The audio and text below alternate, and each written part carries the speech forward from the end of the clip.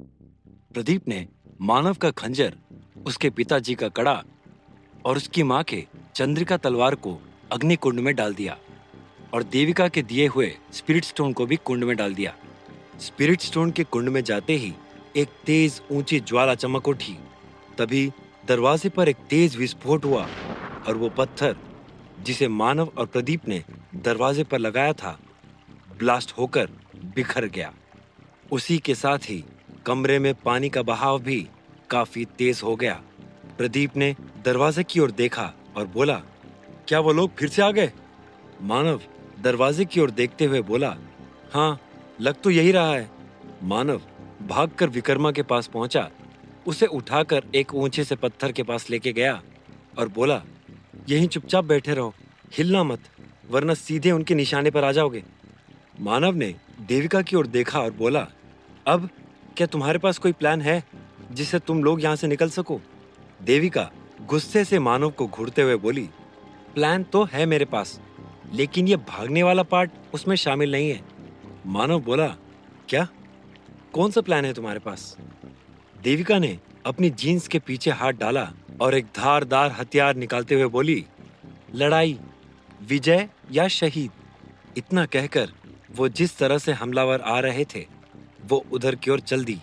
मानव ने देखा कि एक के बाद एक हमलावर गैस मास्क, ऑक्सीजन सिलेंडर और बंदूक के साथ अंदर आ रहे हैं। देविका को आगे बढ़ते देखकर मानव चिल्लाते हुए बोला, देविका, पागलपन मत करो, उनके पास बंदूक है, तुम खंजर से नहीं लड़ सकती हो। देविका पलटकर मुस्कुराते हुए बोली, मानव, मैं बिना लड़े भी नहीं मरना चाहती हूँ। अगर इनके हाथों ना मरी तो डूब के मर जाऊंगी। जब मरना तय है तो डर के क्यों मरना? मानव ने प्रदीप की ओर देखा और बोला, अभी और कितना टाइम लगेगा? प्रदीप ध्यान से कुंड की अग्नि को जलते हुए देख रहा था, फिर बोला, इस बारे में कुछ भी नहीं कहा जा सकता है, कितना भी टाइम लग सकता है। मानव ने प्रदीप की ओर देखा और बोला, ठीक है, तो जब ये हो जाए या ना भी हो पाए तो अपने लिए यहाँ से निकलने का कोई रास्ता देख लेना और निकल जाना यहाँ से। तुम भी यहीं रहे तो तुम भी मारे जाओगे। प्रदीप हंसते हुए बोला, तुम लोग अपनी चिंता करो, मेरे पास अपनी एक लाइफलाइन बाकी है। फिर उसने अपने धागे की ओर इशारा किया और बोला, एक हमले से ये मुझे बचाएगी। मानव ने प्रदीप के कंधे पर हाथ रखा और तेजी से भागता हुआ देविका के पास पहुंच गया। देविका पानी में छप छप की आवाज सुनकर मुड़ी तो मानव उसके पीछे ही खड़ा था। देविका ने मुंह पर उंगली रखकर चुप रहने का इशारा किया तो मानव चुप हो गया और सामने देखने लगा, जिधर से हमलावर अंदर आ रहे थे। जैसे ही हमलावर देविका के पास आए, देविका ने जोर की छलांग लगाई और खंजर उसके गले के आर पार कर दिया। देविका के साथ ही मानव भी उसके पास पहुंचा और दूसरे आदमी पर हमला कर दिया। देविका और मानव जी जान से हमलावरों से जूझ रहे थे। मानव अभी भी निहत्था ही था। देविका ने मानव को हाथों से लड़ते हुए देखा तो बोली, मानव, गन क्यों नहीं ले रहे हो? मानव चिल्लाते हुए बोला, क्योंकि चलानी नहीं आती है। देविका एक हमलावर पर अटैक करते हुए बोली, इसे चलाना बहुत आसान है, बस उठाओ, निशाना लो और ट्रिगर दबा दो। मानव बंदूक उठाते हुए बोला, और निशाना वो कैसे लेना है? देविका बोली, अगर बच गए तो वो भी सिखा दूंगी, अभी तो तुम बस अंधाधुन फायरिंग करो। मानव ट्रिगर पर उंगली रखते हुए बोला, तो तुम क्यों नहीं चला रही हो? तुमको तो ट्रेनिंग भी दी गई होगी ना? देविका खंजर एक आदमी के पेट में घुसाते हुए बोली, क्योंकि मुझसे कहा गया है कि इस नगर में मुझे विजय यह खंजर ही दिलाएगा। मानव बंदूक उठाकर तब तक गोली चलाता रहा जब तक सारी गोलियां खत्म ना हो गई। देविका ने मानव को गोली चलाते हुए देखा तो अपना माथा पीट लिया और चिल्लाते हुए बोली, मानव, तुमको पता है कि तुम गोली भी वैसे ही चलाते हो जैसे फुटबॉल खेलते हो। एक आदमी भी घायल नहीं हुआ है तुम्हारी गोली से। मानव कुछ बोलता, तभी प्रदीप की आवाज आई, मानव, क्या कोई ऐसी चीज भी है इस तलवार या खंजर में जो मिसिंग हो? मानव ने कुछ पल के लिए सोचा और बोला, हाँ, एक चीज है, वो नीलम जो मेरी तलवार की मूठ में गरुड़ के आंख में लगी हुई थी, वो इसमें नहीं है। प्रदीप चिल्लाते हुए बोला, हमें वो चाहिए, इस हथियार को बनाने के लिए हमें वो चाहिए। देविका चिल्लाते हुए बोली, तुम पागल हो गए हो? वो नीलम इस वक्त इतने पानी में कौन ढूंढ के लाएगा? उसका मिलना लगभग नामुमकिन है। तभी पत्थर के ऊपर लेटे हुए विक्रमा बोले, नहीं, नामुमकिन नहीं है। और अपने जेब से नीलम के पत्थर को निकालते हुए बोले, मुझे अंदर सबसे कीमती सामान यही मिला था, इसलिए मैं यही ले आया था, लेकिन मुझे नहीं पता था कि ये तुम्हारी माँ की है। इतना कहकर विक्रमा ने आगे सरक कर प्रदीप को नीलम पकड़ाने की कोशिश की। तभी 4-5 गोलियां आकर उनके सीने पर लगीं और नीलम सहित विक्रमा पानी में आ गिरे। मानव ने विक्रमा को गिरते देखा तो चिल्लाते हुए विक्रमा की ओर भागा। मानव के हटते ही देविका भी थोड़ा पीछे हो गई। प्रदीप ने जल्दी से पानी में डुबकी लगाई और नीलम को ढूंढने लगा। मानव ने विक्रमा को पानी में कूदकर बाहर निकालने की कोशिश की, लेकिन गोली के घाव की वजह से मानव उसे खड़ा नहीं कर पा रहा था। देविका पलटकर मानव की ओर देखते हुए बोली, मानव, क्या हुआ? विक्रमा ठीक तो है ना? मानव चिल्लाते हुए बोला, नहीं, इन्हें कई गोलियां लगी हैं, इस बार सब सीने में लगी हैं। प्रदीप चिल्लाते हुए बोला, मानव, उसे छोड़ो, वो बच जाएगा। नीलम मणि को ढूंढो, वरना सब खत्म हो जाएगा। मानव ने विक्रमा को किसी तरह एक पत्थर के सहारे किनारे पर बैठा दिया, लेकिन वो अभी भी पूरे पानी में थे और पानी भी अब मानव के सीने तक पहुंच चुका था। मानव ने नीलम ढूंढने के लिए पानी में डुबकी लगाई। तभी देविका की एक चीख सुनाई पड़ी। मानव ने तुरंत उसकी ओर देखा तो देविका के पास जाने लगा। मानव को देविका के पास जाते देखकर प्रदीप तेज आवाज में बोला, मानव, अगर तुम देविका को बचाना चाहते हो तो नीलम ढूंढ के दो मुझे, वरना सब मारे जाएंगे। मानव ने प्रदीप की बात सुनी तो आंखों में आंसू लिए वो वापस पानी में चला गया। उधर विक्रमा पानी में गिरकर अपनी आखिरी सांसें ले रहे थे। प्रदीप और मानव अंदर नीलम ढूंढ रहे थे। अचानक विक्रमा की दर्द और कराह से टूटती हुई एक आवाज आई, मानव।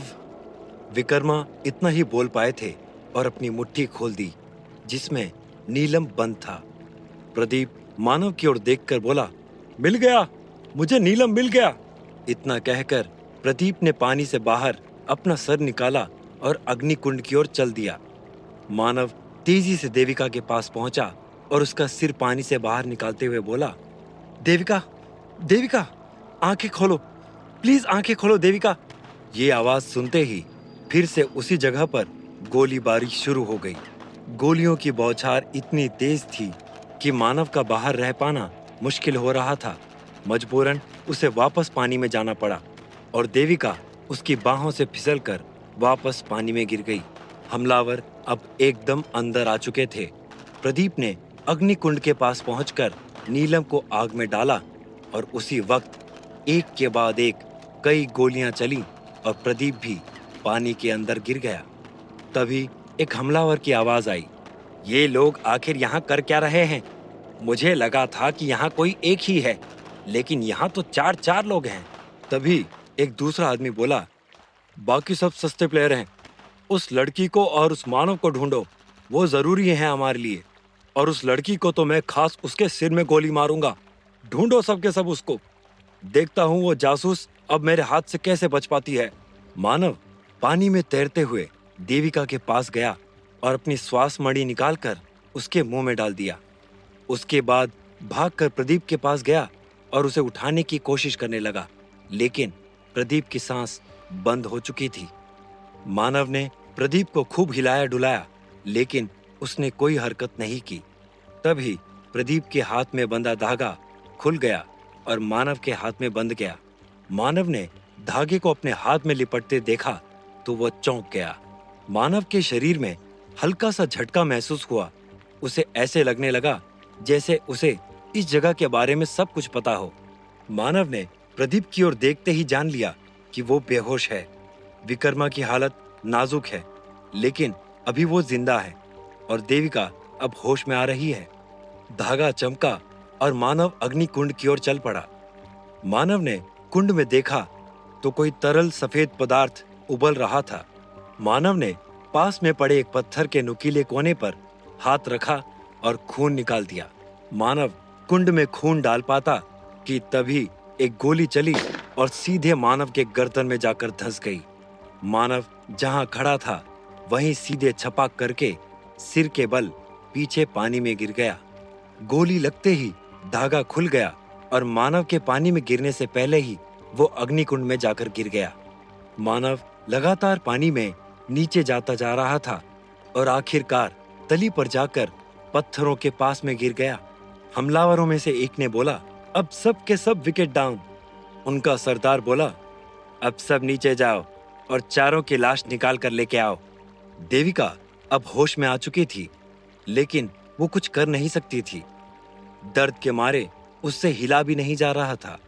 जब देविका ने अपने मुंह में श्वास मणि देखी तो चेहरा ढककर रो पड़ी और बोली, मानव, ये तुमने क्या किया? मुझे बचाने के लिए अपनी जान का इतना बड़ा खतरा ले लिया। मानव का शरीर एकदम सुन्न हो चुका था। ना वो कुछ सोच पा रहा था, ना समझ पा रहा था। पत्थर से कटने की वजह से उसके हाथ से अब भी खून निकल रहा था। मानव की आंखें खुली थीं, लेकिन देह बेजान हो चुकी थी। पर तभी उसे पानी के अंदर तेज रोशनी दिखाई दी। उसने 2-3 बार जोर से अपनी आंखें खोली बंद की, लेकिन उसे कुछ समझ में नहीं आ रहा था। अचानक रोशनी मानव के एकदम पास आ गई तो मानव ने देखा कि ये प्रदीप था, जो अग्निकुंड को पानी में अंदर लेकर आ गया था। प्रदीप ने मानव का हाथ पकड़ा और चाकू से एक बड़ा सा चीरा लगा दिया। उसने मानव का हाथ पकड़ा और उठाकर अग्निकुंड के ऊपर रख दिया।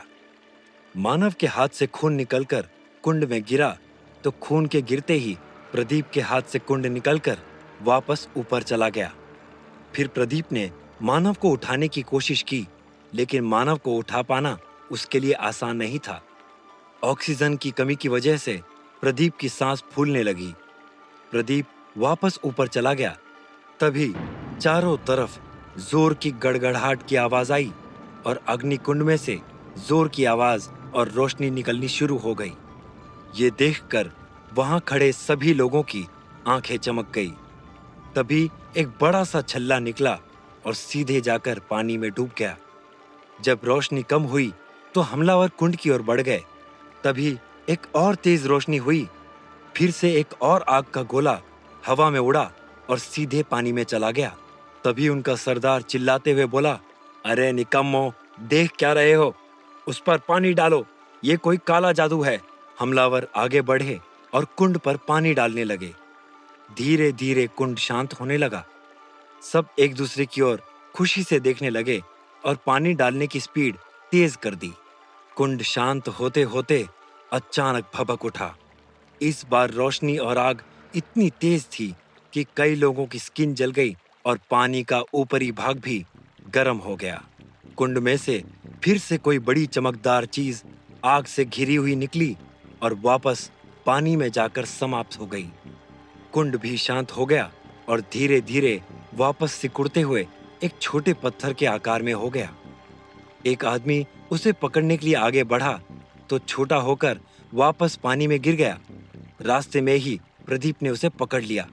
सरदार अपने साथियों को डांटते हुए बोला, जाओ जाकर पानी में देखो कि वो कौन सी चीज थी। हमलावर पानी में नीचे जाने लगे। तभी नीचे से एक तेज आवाज आई। उन्होंने अपने सरदार की ओर देखा तो सरदार ने उन्हें घूरकर देखा और नीचे जाने का इशारा कर दिया।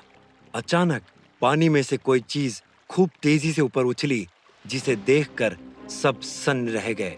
प्रदीप ने जब ऊपर देखा तो सुनहरे रंग का कवच, हाथ में काले और नीले रंग का कड़ा, गरुड़ की नीलम जड़ी आंख वाली तलवार और सफेद पारदर्शी पंखों के साथ मानव पानी के ऊपर हवा में खड़ा था। देविका ने मानव का ये रूप जब देखा तो जोर से सीटी बजा दिया। कौन है ये लोग जो निकालना चाहते हैं देविका से दुश्मनी? क्या मानव इस जगह को वापस ठीक कर पाएगा? क्या मिल चुकी है मानव को वो सारी शक्तियां जिसकी उसे तलाश थी? जानने के लिए सुनते रहिए पक्षीराज, सिर्फ और सिर्फ पॉकेट एफएम पर।